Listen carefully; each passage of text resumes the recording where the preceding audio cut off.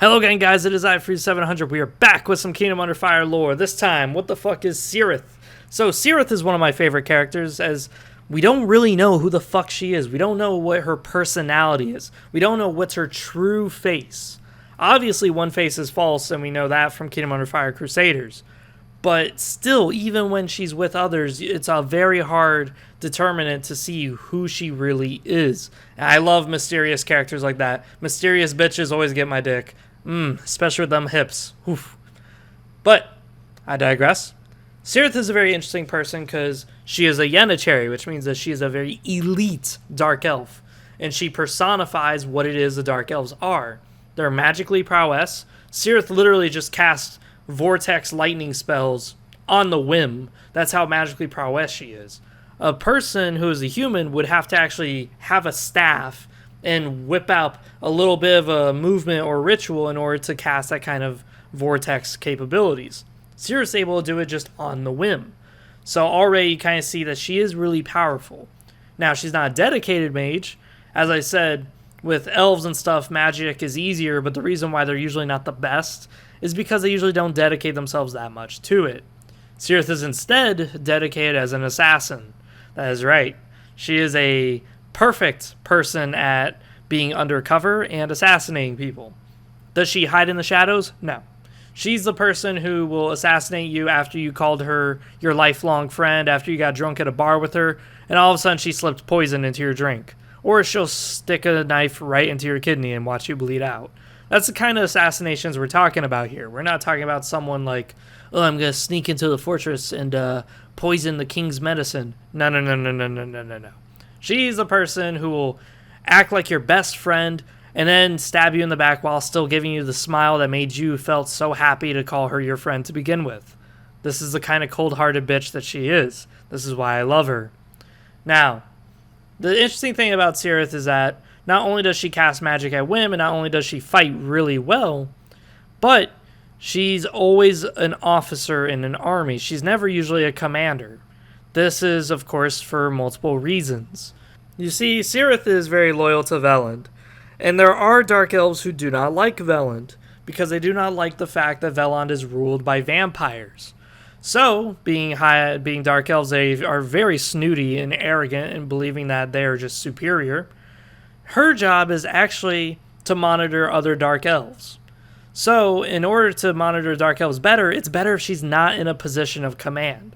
It's good if she's an officer, she could still lead troops to battle, but she's not going to lead an army to battle. Because if you're leading an army, it's a lot difficult to eavesdrop on the troops and see what their mind is, because, you know, all eyes are on you. If you're the general, everyone's going to know who the fuck you are within like 6 fucking miles away. So it's a lot easier if they keep her as an officer and they keep switching which army she's in. So in other words, it's very common to see Cirith bounce from army to army. She'll be in the Yenachary 58th Corps to all of a sudden the Yenachary 32nd Army. She will keep switching. And it's not her choice, it's Lord Valdemar's. And Lord Valdemar has kind of, I would say, favored her because she's been sent on a lot of deadly fucking missions. And a lot of impossible missions, too.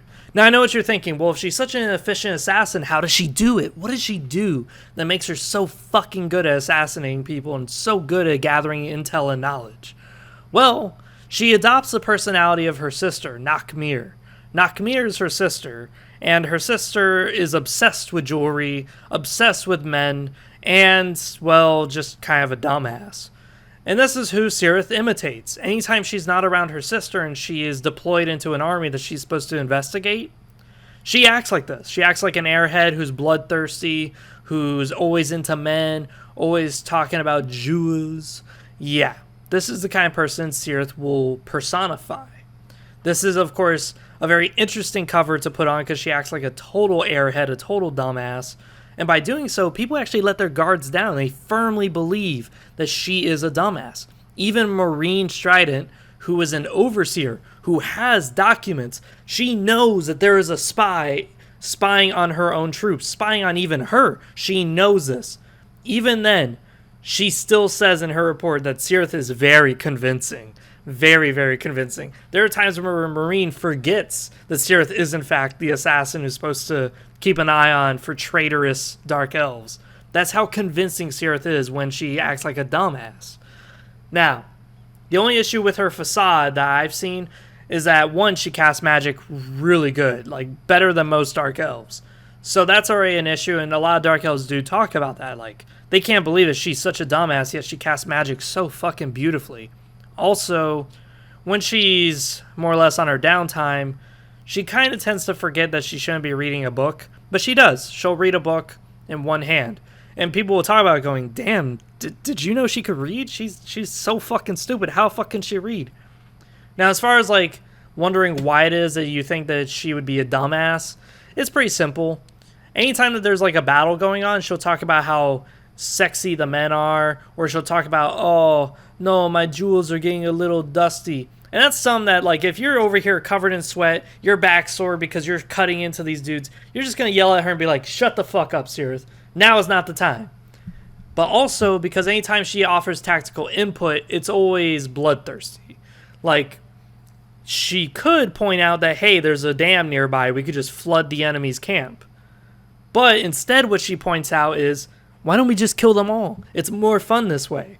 It's like, okay, someone's a bit of a dumbass because, you know, we're outnumbered, and one of the Dark Elf's strengths is definitely not full frontal combat. So that is something that's very fascinating about Cirith's persona. Now, when she's not being an assassin and not sneaking around, she's just a very tired person who's very tired of constantly going out, marching, and fighting all the fucking time. And she does hate having people adore her and like flatter her. She really doesn't like that. She truly just wants to be left alone and honestly doesn't care much for the fighting. This is something I find very interesting, is that during her own campaign in Kingdom of Fire Heroes, she keeps getting pissed that she keeps getting shitty work assignments that involve fighting a shit ton of dudes. And at the same time, Lord Valdemar realizes how important of a tool she is, so he keeps deploying her in missions that are very dangerous. But it turns out those missions are even more dangerous because her beauty attracts the attention of men, and this makes the troops in her own troop very jealous. As we see with Commander Diessa, Commander Diessa is trying to woo a young man, but that young man is wooed by Cirith, and Cirith has no interest. Well, what does Commander Diessa do, like the stubborn bitch that she is? She purposely makes it where every mission that Cirith goes on is a suicide mission. Literally suicidal. And every time Cirith fails those suicide missions, it looks worse on Cirith's record. So this is something that's very interesting about the whole Dark Elven society, is that even though they're supposed to work together, there are ways that the commanders can fuck you over if you piss off your commander. Now, in Cirith's case, she didn't mean to piss off her commander. She just literally met Commander Diessa. Diessa was just like, oh, great. Stop talking, let's get moving. It's like, shit, what's this bitch on? Why did I piss her off? And this is exactly the kind of issue Cirith's having. Her perfect record is now getting tarnished because she keeps failing mission after mission because they're suicide missions. She's undermanned, outgunned, and the humans keep ambushing her because they seem to know what she's doing ahead of time. This is what leads to Cirith's personality being totally different, where she starts going, I'm sick of this war, I'm sick of this bullshit, just let me rest, just let me stay in peace. Something else that's also more interesting is that Cirith starts to act really rudely towards her sister, because again, her sister is a dumbass. Her sister literally only talks about jewels and men, and it's really interesting on how Cirith knows how to manipulate conversations as well.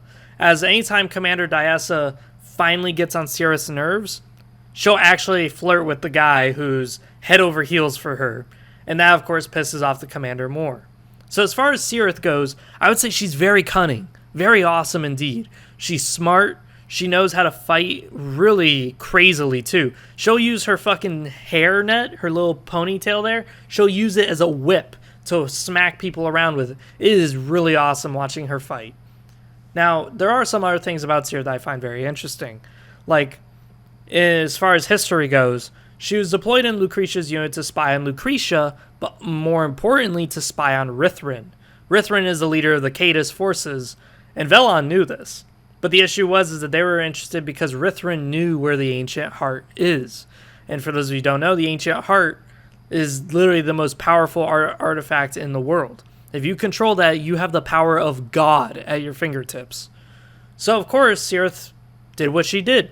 Kept flirting with Rithrin, kept saying, ooh, I don't know what the Cadis are. Can you explain it to me, Rithrin?